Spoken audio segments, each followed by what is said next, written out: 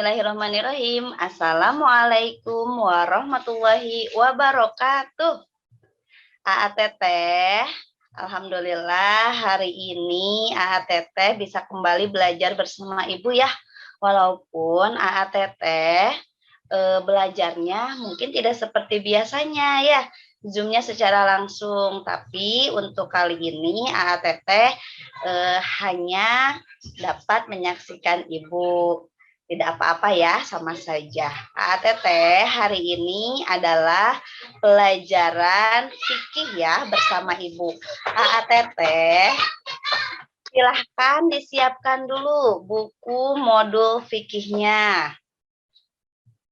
Ya, sebelum kita mulai belajar, kita berdoa dulu bersama-sama. Angkatkan kedua tangannya, kita baca doa sebelum belajar. A'udzu billahi minasyaitonir rajim. Bismillahirrahmanirrahim.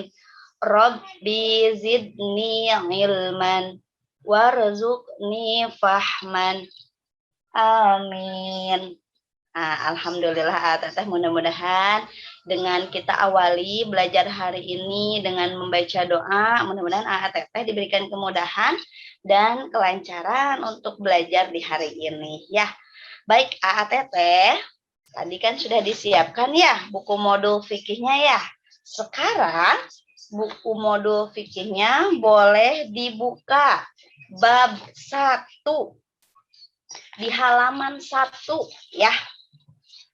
Nah, sambil Teteh perhatikan modulnya, Ibu juga akan menampilkan ini ya, PowerPoint-nya. Boleh Teteh diperhatikan juga. Sebentar Teteh.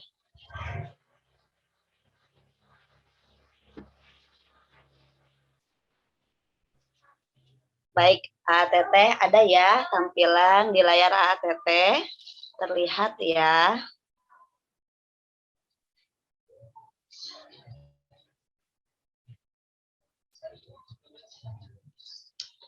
Nah, Teteh, Ibu akan membahas tentang sholat sunnah rawatib. Ya, sebetulnya Bu Im dan Bu Pipit juga sebelumnya sudah sering membahas tentang sholat sunat rawatib ini. Nah, untuk di pertemuan ini, Ibu hanya akan membahasnya secara singkat saja ya. Jadi Ibu hanya akan merangkum dari bab sholat sunat rawatib ini, karena mungkin penjelasan yang secara detailnya sudah pernah dibahas oleh Bu Im dan juga Bu Pipit di pertemuan sebelumnya.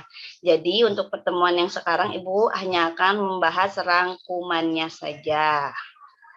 Nah, Teteh, Ibu ingatkan kembali ya, sholat sunat rawatib artinya sholat yang dilakukan atau dikerjakan sebelum atau sesudah sholat fardu.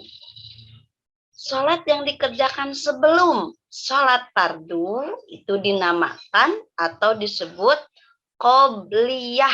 Diingat ya, Teteh sering terbalik nih. Kemudian sholat yang dikerjakannya setelah atau sesudah sholat fardu itu disebut ba'diyah. Awas, diingat kalau sebelum sholat fardu itu namanya qobliyah dan kalau setelah itu namanya ba'diyah. Kemudian dalam sholat sunnah rawatib juga ada yang disebut sholat sunnah mu'akkad dan ada yang disebut sholat sunnah ghairu mu'akkad. Nah, mu'akkad sendiri artinya sangat dianjurkan atau ditekankan.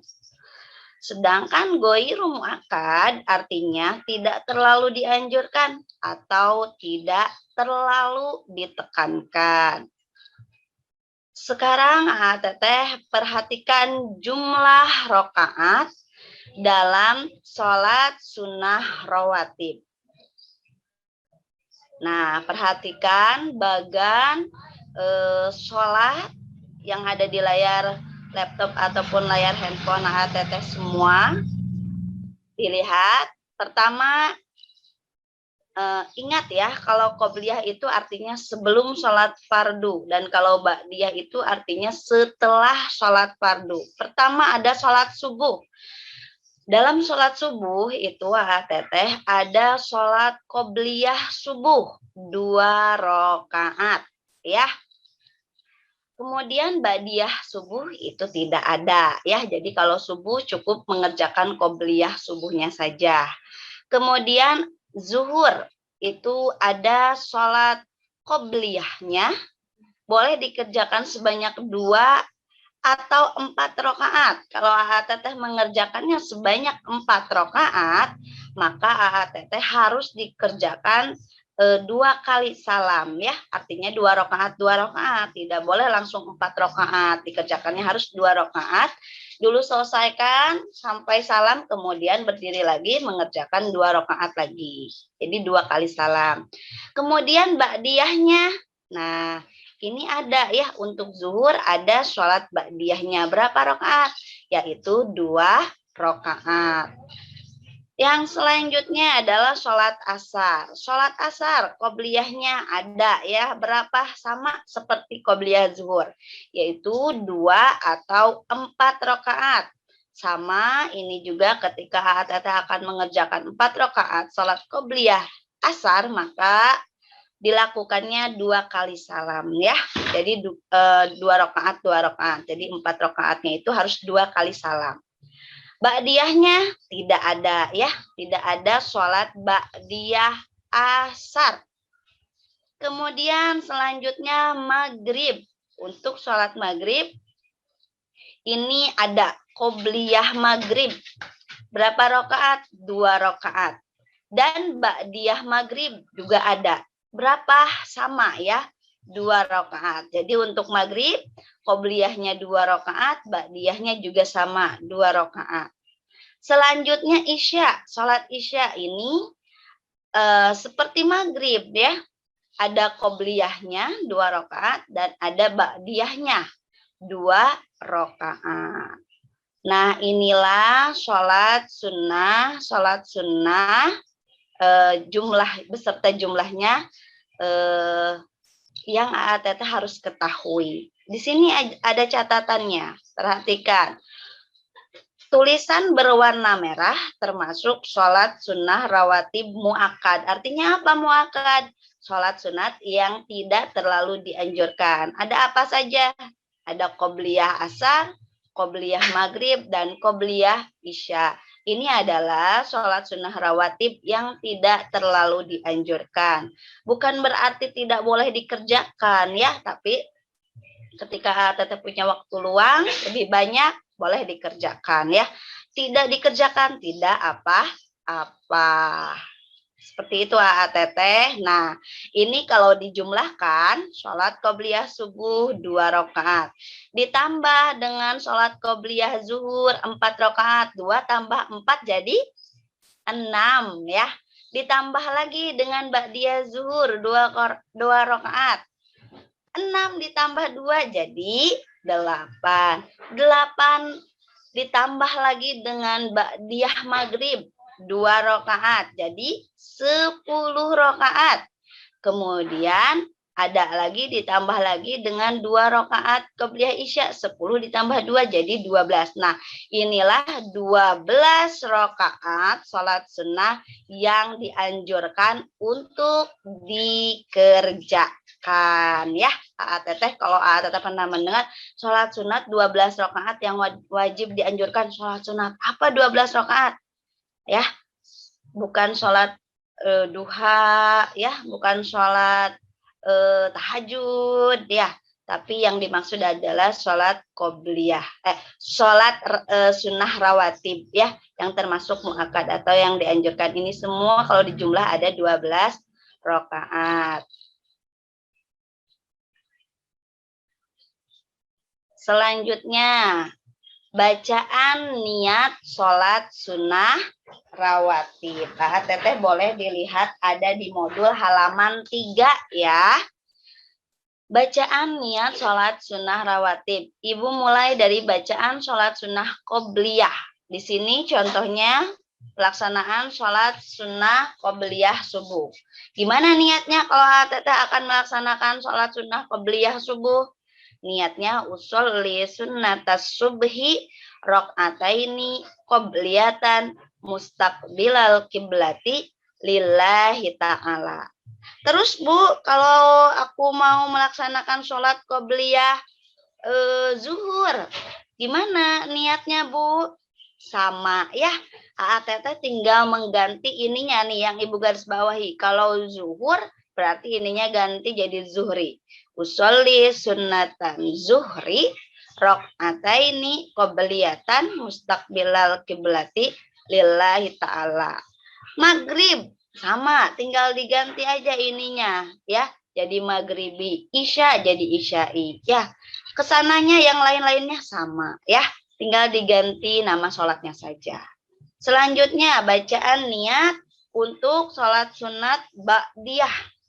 Di sini Ibu contohkan untuk pelaksanaan sholat sunat ba'diyah maghrib. Usolli sunnatan maghribi rok'ataini ba'diyatan mustaqbilal kiblati lillahi ta'ala. Bu, kalau aku mau melaksanakan sholat ba'diyah isya, gimana? Sama ya. Jadi Teteh tinggal mengganti maghribinya dengan isya'i. Ba'da zuhur, sama, tinggal diganti ininya. Dari isya'i jadi zuhri. Seperti itu ya, baik sholat qobliyah maupun ba'diyah. Tinggal Teteh ganti nama sholatnya. Maghrib, isya, subuh, zuhur. Nah, tinggal diganti ya. Nah, kemudian keutamaan melaksanakan sholat sunnah rawatib ya. Di sini ada pertama akan dibangunkan rumah di surga. Ada hadis yang mengatakan siapa yang melaksanakan sholat sunnah sebanyak 12 rakaat. 12 rakaat itu yang sudah Ibu jelaskan tadi. Maka nanti akan dibangunkan rumah di surga. Masya Allah, Teteh mau nggak punya rumah di surga? Kalau Teteh mau punya rumah di surga, ayo ya Teteh mulai dari sekarang belajar melaksanakan sholat sunnah rawatib ya. Baik yang qobliyahnya maupun yang ba'diyahnya. Kemudian menjalankan sunnah Rasulullah Shallallahu Alaihi Wasallam, karena sholat sunnah rawatib ini adalah sholat sunnah yang dianjurkan oleh Rasulullah. Maka ketika Teteh sudah menjalankan sholat sunnah rawatib, maka Teteh sudah menjalankan sunnah Rasulullah Shallallahu Alaihi Wasallam. Kemudian siapa yang mengerjakan sholat sunnah rawatib, maka dirinya telah mendekatkan diri kepada Allah Subhanahu wa Ta'ala ya. Teteh harus menjadi orang-orang yang selalu mendekatkan diri kepada Allah Subhanahu wa Ta'ala. Bagaimana caranya? Salah satunya dengan melaksanakan sholat sunnah rawatib ya. Kemudian yang terakhir adalah menjadikan Teteh lebih bersyukur ya. Bersyukur atas apa? Atas segala nikmat yang sudah diberikan oleh Allah. Jadi cara bersyukur itu Teteh selain dengan mengucapkan hamdalah, bersedekah dan sebagainya, bisa juga dengan melaksanakan sholat sunnah rawatib. Ingat ya, baik yang qobliyah maupun yang ba'diyah. Minimalnya yang muakkad atau yang dianjurkan. Lebih bagus lagi dengan yang goiru muakkadnya juga dikerjakan. Nah, Teteh, alhamdulillah ya, selesai sudah pelajaran fikih dengan Bu Iim hari ini ya. Nah, tugasnya Teteh silahkan dibuka buku modul fikihnya. Kerjakan halaman, wah Ibu salah ngetik ya, kerjakan di buku modul fikih halaman 4 dan 5 bagian A dan B-nya ya. Nanti kalau sudah dikerjakan jangan lupa difotokan kemudian dikirim ke Google Classroom-nya masing-masing. Teteh, mudah-mudahan Teteh paham ya dengan apa yang sudah Ibu sampaikan hari ini ya. Kalaupun ada yang tidak paham, Teteh boleh nanti diputar berulang kali videonya, atau boleh juga Teteh nanti langsung bertanya ke Bu Im ataupun ke Bu Pipit tentang materi yang Ibu bahas hari ini. Tapi Ibu harap mudah-mudahan Teteh semua sudah paham ya dengan yang sudah Bu Im sampaikan hari ini. Untuk itu, Teteh, Bu Im, mohon pamit undur diri. Mohon maaf apabila ada perkataan Bu Im yang tidak baik, yang kurang berkenan. Ya, mohon dimaafkan, Teteh. Sekarang kita lanjutkan ke pelajaran berikutnya ya, bersama Bu Mita Arista. Bu Im pamit undur diri. Wassalamualaikum warahmatullahi wabarakatuh. Bismillahirrahmanirrahim. Assalamualaikum warahmatullahi wabarakatuh. Pak dan Teteh, hari ini kita akan belajar PJOK ya. Nah, tetapi Zoom hari ini berbeda dari pembelajaran Zoom sebelumnya, karena kalau Zoom hari ini adalah rekaman Zoom yang Ibu buat ya untuk Kak dan Teteh melakukan pembelajaran, karena ada suatu hal kegiatan sekolah, pelatihan guru-guru, jadi hari ini tidak bisa mengajar secara langsung, mohon dimaklum ya. Oke, sekarang kita mulai pembelajarannya dengan mengucapkan Bismillahirrahmanirrahim ya, sama-sama. Bismillahirrahmanirrahim. Dan doa sebelum belajar. Rabbi jidni ilman warzuqni fahman. Amin. Alhamdulillah. Nah, hari ini Ibu tidak akan menyuruh Ada Teteh untuk membuka buku paket atau buku tematik tentang PJOK, tapi Ibu akan mengulas dari kedua tema, yaitu tema 3A dan 3B ya. Pembelajarannya Ibu ulas sedikit, pemantapan materi untuk persiapan PTS atau penilaian tengah semester, seperti itu. Dan Teteh mohon disimak ya, dan dan Teteh sambil diingat kembali sebelumnya dengan meminta pernah belajar apa. Nah, pasti dan Teteh ingat sedikit-sedikit nih, waktu di tema 1 belajar gerakan apa saja, dan di tema 2 juga belajar gerakan apa saja. Nah, nanti kita akan ulas kembali supaya dan Teteh menjadi lebih ingat. Dan Teteh juga jangan lupa nanti sebelum PTS, Teteh belajar lagi, buka lagi bukunya. Di mana Bu? Di halaman berapa? Nah, Teteh bisa lihat di daftar isi tentang pembelajaran PJOK yang ada judulnya Ayo Berolahraga. Nah, itu pasti membahas tentang pelajaran PJOK. Atau dan Teteh lihat di pembelajaran 1 dan pembelajaran 4 biasanya ada tentang PJOK atau Ayo Berolahraga. Nah, dan Teteh kita mulai saja ya. Ibu akan menampilkan sebuah PowerPoint. Nanti Teteh simak baik-baik. Kemudian ada tugasnya nanti dari Ibu tentang pembelajaran hari ini. Nah, Teteh juga perlu diingat apa yang Ibu tampilkan hari ini adalah merupakan bagian kisi-kisi yang akan muncul pada saat pelaksanaan PTS nanti.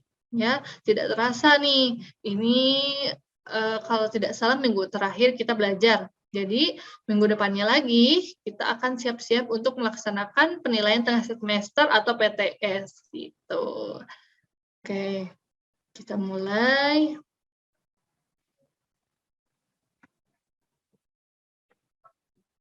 Nah, ini ya dan Teteh.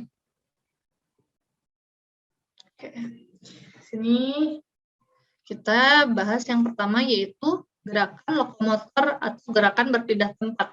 Kalau misalkan Ibu bilang gerakan lokomotor, berarti itu adalah gerakan tentang berpindah tempat ya. Jadi artinya gerakan lokomotor itu gerakan berpindah tempat.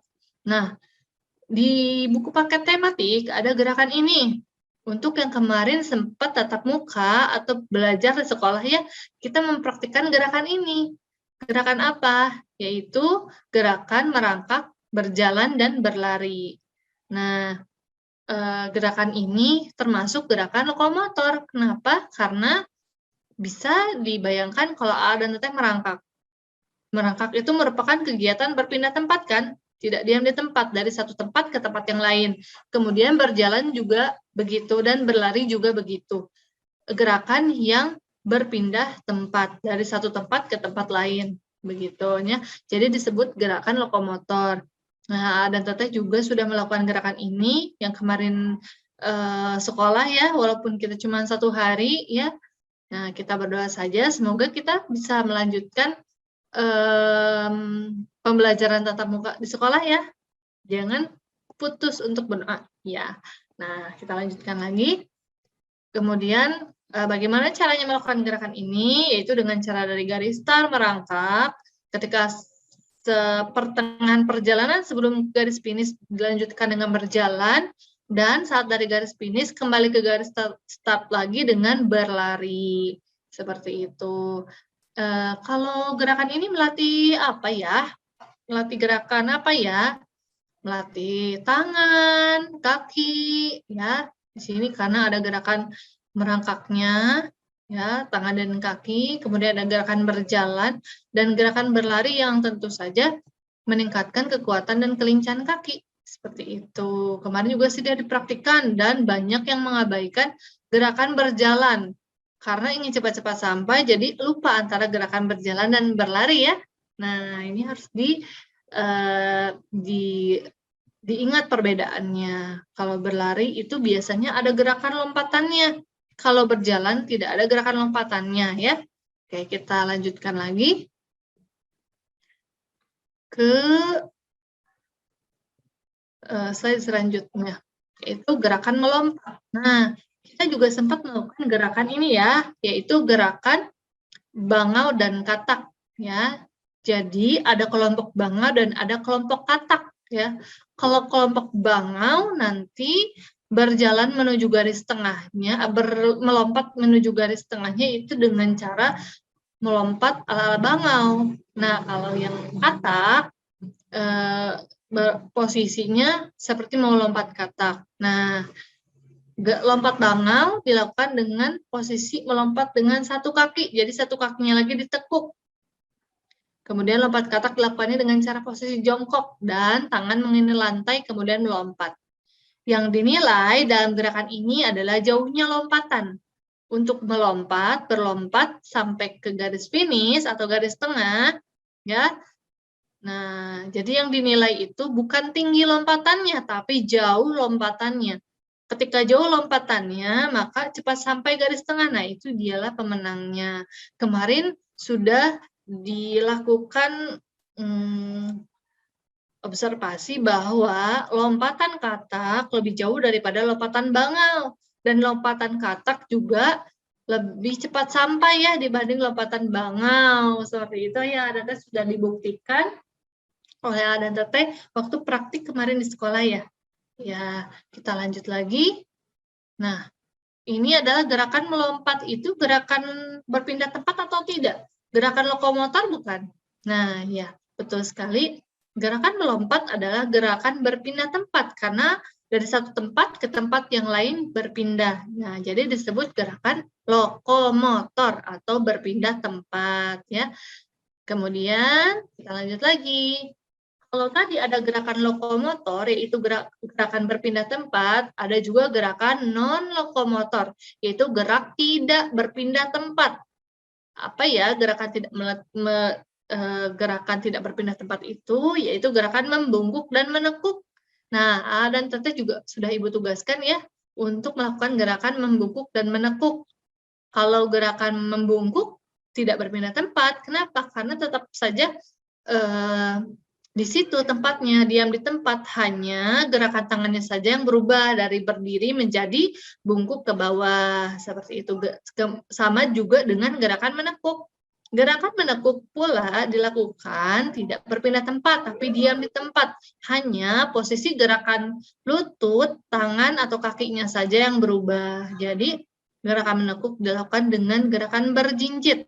Jongkok sambil berjinjit, kemudian pahanya lurus, dan tangannya di atas paha. Seperti itu ya. Jadi ini termasuk gerakan non-lokomotor atau tidak berpindah tempat. Nah, gerakan ini melatih apa ya? Ini gerakan melatih kelenturan tubuh. Ya, dan Teteh silakan coba yang kelenturan tubuhnya bagus saat gerakan membungkuk, ujung jarinya bisa sampai ke lantai atau ke sepatu. Nah, itu berarti gerakan kelenturan tubuhnya sudah bagus. Kemudian, kalau belum sampai ke lantai, nah berarti kelenturan tubuhnya harus dilatih lagi. Seperti halnya gerakan split. Tahu gerakan split yang kakinya lurus ke depan dan ke belakang. Nah, itu juga sangat melatih kelenturan tubuh. Dan tidak sembarangan orang yang bisa melakukannya. Kecuali dengan latihan, dan latihan. Baru siapapun insya Allah bisa untuk melakukan gerakan split seperti itu. Ya, dan Teteh maksud dari kelenturan tubuh. Oke, kita lanjutkan lagi. Gerakan memutar tangan. Nah, kalau gerakan memutar tangan ini termasuk gerakan lokomotor atau non-lokomotor. Nah, ini gerakan diam di tempat ya. Jadi yang bergerak hanya tangannya saja, tapi tidak membawa seorang anak ini melakukan dari gerakan satu tempat ke tempat lainnya, tidak berpindah. Nah, jadi disebut gerakan non-lokomotor atau tidak berpindah tempat. Ya, jadi gerakan memutar tangan ini termasuk gerakan tidak berpindah tempat. Ya, dan Teteh lanjutkan lagi gerakan lompat tali. Nah, kalau gerakan lompat tali ini gerakan apa ya? Ini termasuk gerakan berpindah tempat ya, karena melompat. Nah, karena bisa jadi saat melompat dari satu tempat bergeser ke tempat yang lain, walaupun hanya sedikit ya. Nah, gerakan ini yang bergerak bagian kaki dan tangan. Bagian kakinya melompat dan bagian tangannya memutar tali. Kemudian, gerakan ini melatih apa ya? Kekuatan dan kelincahan pada otot bagian kaki. Karena dilakukan melompat secara terus-menerus. Kemudian gerakan ini dilakukan juga berbagai macam variasi ya, seperti yang di bawah ini. Nah, ada yang dilakukan secara berkelompok, yaitu 2 orang yang memegang tali dan 2 orangnya lagi melompat secara bersama-sama. Kemudian ada yang dilakukan sendiri. Nah, yang dilakukan sendiri ini biasanya lebih mudah karena pengaturan talinya dilakukan dan diatur atau dikondisikan oleh sendiri. Nah, bagi yang belum lancar dalam melakukan gerakan ini, bisa dilakukan gerakan sendiri dulu ya. Kemudian bisa juga dilakukan berpasangan dengan teman. Ya, nah jadi gerakan ini termasuk gerakan lokomotor atau berpindah tempat. Oke, sekarang kita lanjutkan pada tugas. Nah, tugasnya adalah A dan Teteh ditulis ya, mana yang termasuk gerakan lokomotor atau berpindah tempat, dan mana yang termasuk gerakan non-lokomotor atau tidak berpindah tempat dari gambar di atas yang sudah dijelaskan ya di atas ya. Nah, dan Teteh boleh lihat lagi ke belakang nanti videonya diputar ulang, kemudian lihat gambar mana saja, misalnya tadi ada lompat bangau, kemudian lompat katak, nah itu masuknya ke dalam lokomotor atau non-lokomotor. Nanti dan Teteh tulis ya, mana yang termasuk gerakan lokomotor dan mana yang termasuk gerakan non-lokomotor. Nanti dikumpulkan di Google Classroom. Oke, Ibu cukupkan sekian nih pembelajaran hari ini. Ibu tidak banyak menjelaskan karena kita hanya pengulasan sedikit untuk persiapan PTS.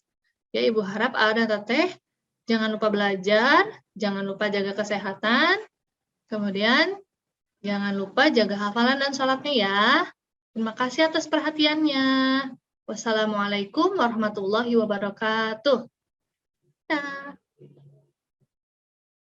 Hey sobat, disinilah aku sekolah. Sekolah, tempat yang nyaman dan menyenangkan. Sekolah yang membuat aku bahagia. hari